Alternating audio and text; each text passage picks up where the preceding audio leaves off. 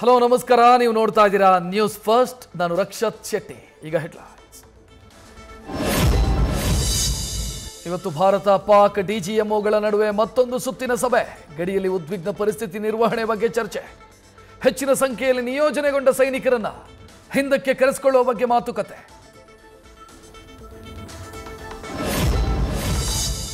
ನಿನ್ನೆ ಶೋಫಿಯಾನ್ನಲ್ಲಿ 3 ಉಗ್ರರನ್ನ ಹೊಡೆದುರುಳಿಸಿದ ಸೇನೆ. ಅಪಾರ ಪ್ರಮಾಣದ ಶಸ್ತ್ರಾಸ್ತ್ರಗಳು ಕೂಡ ವಶಕ್ಕೆ. ರೈಫಲ್, ಗುಂಡುಗಳು, ಗ್ರೆನೇಡ್, ಬುಲೆಟ್ ಸೇರಿ ಹಲವು ವಸ್ತುಗಳು ವಶಕ್ಕೆ.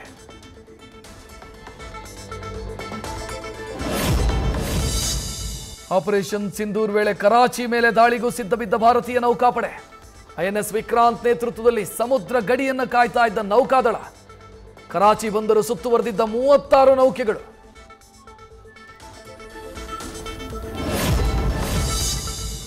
ಇನ್ನೂ ಪತ್ತೆಯಾಗಿಲ್ಲ ಪಹಲ್ಗಾಮ್ ನರಮೇಧದ ನರ ರಾಕ್ಷಸರು. ಪಹಲ್ಗಾಮ್ ಸುತ್ತಮುತ್ತ ಕಾಡಲ್ಲೇ ಅಡಗಿರೋ ಬಗ್ಗೆ ಮಾಹಿತಿ. ಸೇನೆಯಿಂದ ಉಗ್ರರಿಗಾಗಿ ಮುಂದುವರಿದ ಕುಂಬಿಂಗ್ ಕಾರ್ಯಾಚರಣೆ.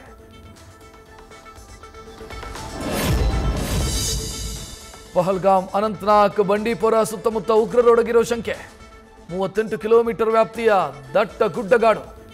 ಸೇನೆಯ 3RR ಬೆಟಾಲಿಯನ್, ಜಮ್ಮು ಕಾಶ್ಮೀರ ಪೊಲೀಸರಿಂದ ಉಗ್ರರಿಗಾಗಿ ಶೋಧ.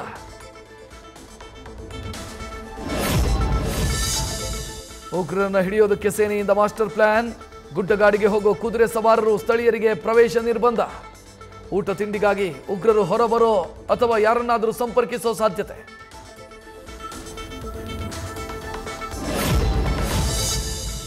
ಭಾರತದ ಗಡಿ ನಿಯಂತ್ರಣ ರೇಖೆ ಬಳಿ ಜನವಸತಿ ಪ್ರದೇಶ ಟಾರ್ಗೆಟ್ ಮಾಡಿ ಪಾಕ್ ದಾಳಿ.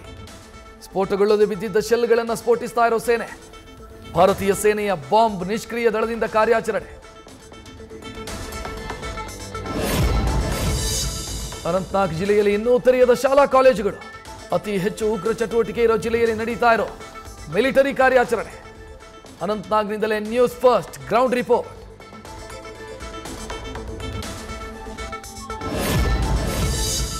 ಉಗ್ರರು ನರಮೇಧ ನಡೆಸಿದ ಸ್ಥಳದಲ್ಲಿ ನ್ಯೂಸ್ ಫಸ್ಟ್. ಪಹಲ್ಗಾಮ್ನ ಬೈಸರನ್ ವ್ಯಾಲಿಯಿಂದ ಜಗದೀಶ್ ಕಾಶಂಪುರ್ ವರದಿ.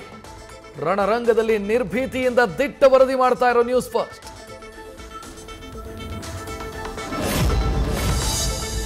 ಗಡಿ ದಾಟಿದ್ದಕ್ಕೆ ಬಿಎಸ್ಎಫ್ ಯೋಧನನ್ನು ಬಂಧಿಸಿದ ಪಾಕಿಸ್ತಾನ. 20 ದಿನಗಳ ಬಳಿಕ ಭಾರತಕ್ಕೆ ಮರಳಿದ ಸೈನಿಕ ಪಿಕೆ ಶಾ. ಅಠಾರಿ ವಾಘಾ ಗಡಿ ಮೂಲಕ ತಾಯ್ನಾಡಿಗೆ ಮರಳಿದ ಜವಾನ್.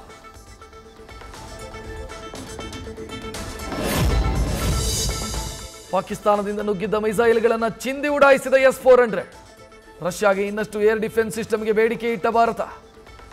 ಭಾರತದ ಡಿಮಾಂಡ್ಗೆ ರಷ್ಯಾ ಕೂಡ ಓಕೆ ಅನ್ನೋ ಸಾಧ್ಯತೆ.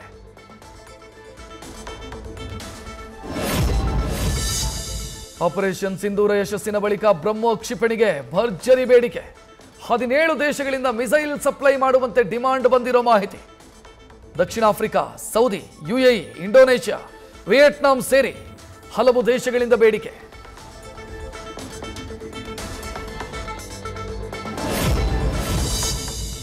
ದೆಹಲಿಯಲ್ಲಿ ಕೇಂದ್ರ ಕ್ಯಾಬಿನೆಟ್ನ ಭದ್ರತಾ ಉಪಸಮಿತಿ ಸಭೆ.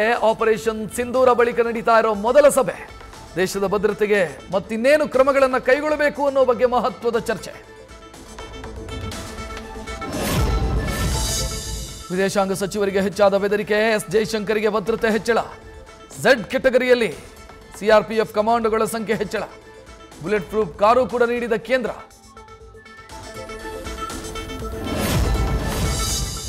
ಸೇಬು ಖರೀದಿಗೆ ಬ್ರೇಕ್. ಟರ್ಕಿಗೆ ಟಕ್ಕರ್ ಕೊಡಲು ಭಾರತೀಯರು ರೆಡಿ. ಇನ್ನು ಮುಂದೆ ಟರ್ಕಿ ಪ್ರವಾಸ ಕೈಗೊಳ್ಳದಿರಲು ನಿರ್ಧಾರ.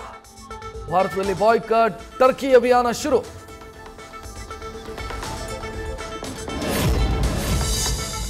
ಪಾಕ್ಗೆ ಬಗಲ್ ಮೇ ದುಶ್ಮನ್, ಬಲೂಚ್ನ ಟೆನ್ಷನ್. ಬಲೂಚ್ ಸ್ಥಿತಿ ನಿಭಾಯಿಸಲು ಹಿಂದೂ ನಾರಿಗೆ ಅಧಿಕಾರ. ಕಶಿಶ್ ಚೌಧರಿ ಬಲೂಚಿಸ್ತಾನದ ಅಸಿಸ್ಟೆಂಟ್ ಕಮಿಷನರ್.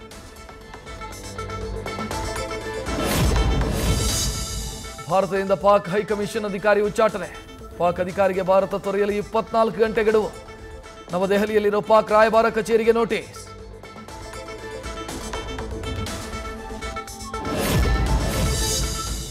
ನನಗೆ ವಾರ್ ಅಂದ್ರೆ ಇಷ್ಟನೇ ಇಲ್ಲ. ನಾವು ಪಾಕ್ ಭಾರತ ಯುದ್ಧ ನಿಲ್ಲಿಸದಿದ್ರೆ ಲಕ್ಷಾಂತರ ಮಂದಿಯ ಪ್ರಾಣ ಹೋಗ್ತಿತ್ತು. ಸೌದಿ ಅರೇಬಿಯಲ್ಲಿ ತನ್ನ ಬೆನ್ನನ್ನು ತಾನೇ ತಟ್ಕೊಂಡ ಅಮೆರಿಕ ಅಧ್ಯಕ್ಷ.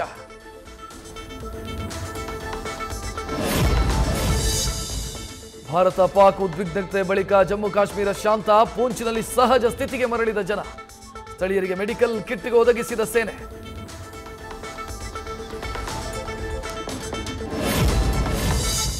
ಸಿಲಿಕಾನ್ ಸಿಟಿಯಲ್ಲಿ ಮಳೆರಾಯನ ಆರ್ಭಟ, ಸ್ಲ್ಯಾಬ್ ಓಪನ್, ಕಾರು ಲಾಕ್ ತಪ್ಪಿದ ಅನಾಹುತ. ರಾಜಕಾಲುವೆ ನೀರು ಮನೆಗೆ ನುಗ್ಗಿ ಸಾಯಿ ಲೇಔಟ್ ಜನರ ಸ್ಥಿತಿ ಅಧೋಗತಿ.